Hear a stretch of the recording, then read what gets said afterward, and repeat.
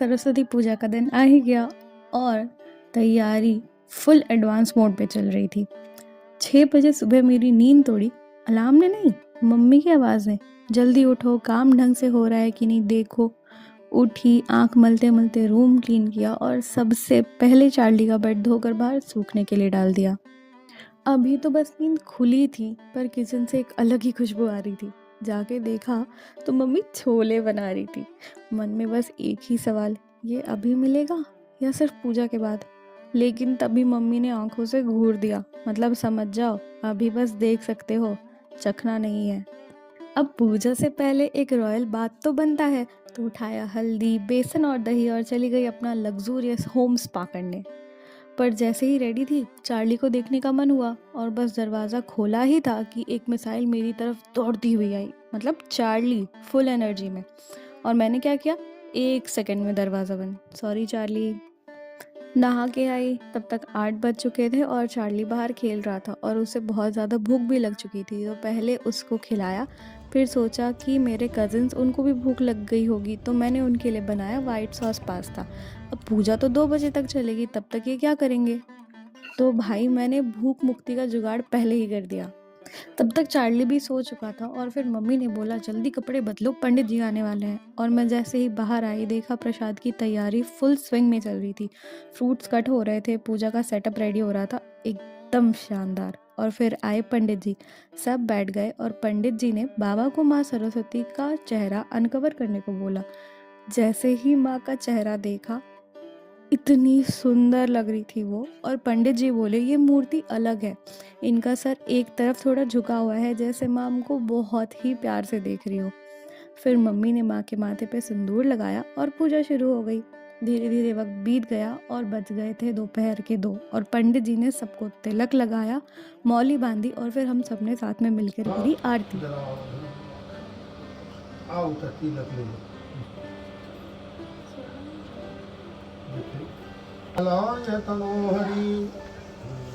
आरती के बाद पंडित जी ने बोला आज तुम व्रत रख लो, सिर्फ फलाहार करना।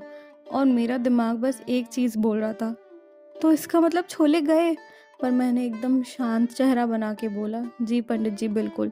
अंदर से मेरा मन बोल रहा था नहीं मेरे छोले। फिर मम्मी ने पूरियाँ बनाना स्टार्ट की, मैंने भी हेल्प की, सबको खाना खिलाया।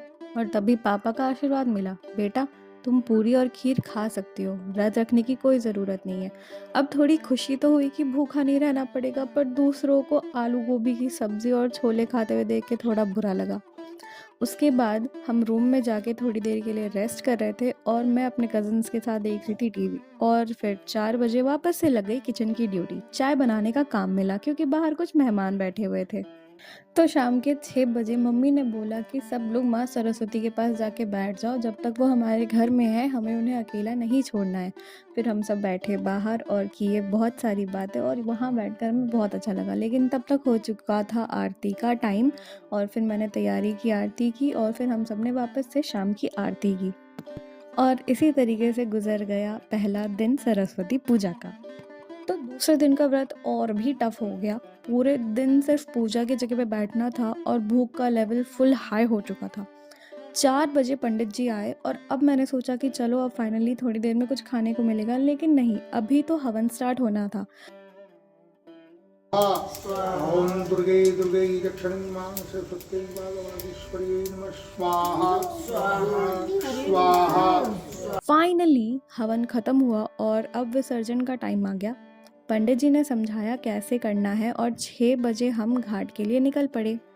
जब नीचे पहुंचे तो देखा कि रवि भैया और विवेक ने टोटो मतलब ई रिक्शा को बहुत ही अच्छे से डेकोरेट कर दिया है, मतलब माँ सरस्वती का रॉयल राइड तैयार हो चुका था।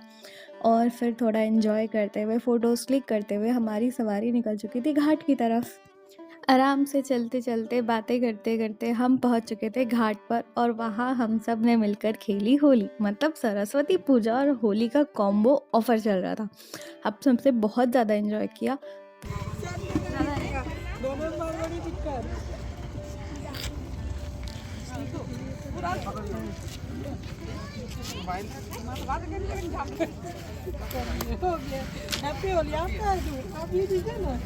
हम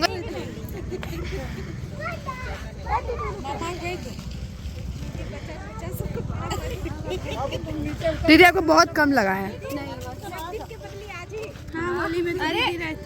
सही बोले। फिर मेरी जिम्मेदारी आई कलश को पानी में विसर्जित करने की।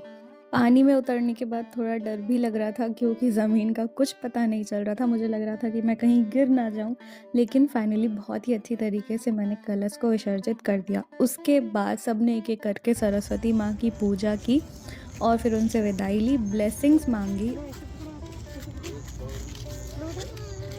कर लेगी, हो गया। हाथ पकड़ बांध दीजिए उसको। हाँ लो आ जाओ, चलो हो गया। मानेगा नहीं दे दो। हाँ लो चुन्नी दिखा लाई।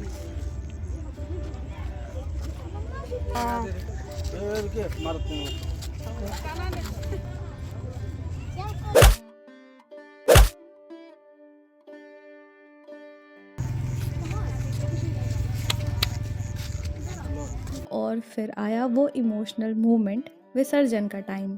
तो फिर रवि भैया, विवेक और मैंने माँ सरस्वती को बहुत ही अच्छे से उठाया और पानी में ले गए और एकदम सावधानी से और धीरे धीरे अच्छे से उनका विसर्जन किया। उस टाइम एक अलग चीज़ दिमाग में थी, ज्ञान, सुख और सेहत की ब्लेसिंग सबको मिले और अगले साल इससे भी अच्छा सरस्वती पूजा हम कर सकें। विसर्जन के बाद थोड़ा और एंजॉय किया, घाट पे थोड़ा और टाइम स्पेंड किया और फिर घर वापस आए जहाँ फाइनली भूख का समाधान होने वाला था। तो भाई सरस्वती पूजा का दूसरा दिन भी एकदम धमाकेदार था, मस्ती भी हुई, भक्ति भी हुई और थोड़ी भूख भी हुई। अगर आपको ये ब्लॉग पसंद आई हो तो लाइक, शेयर और कमेंट ज़रूर करें और अगर आपने मेरे चैनल को सब्सक्राइब नहीं किया है तो सब्सक्राइब करना ना भूलें।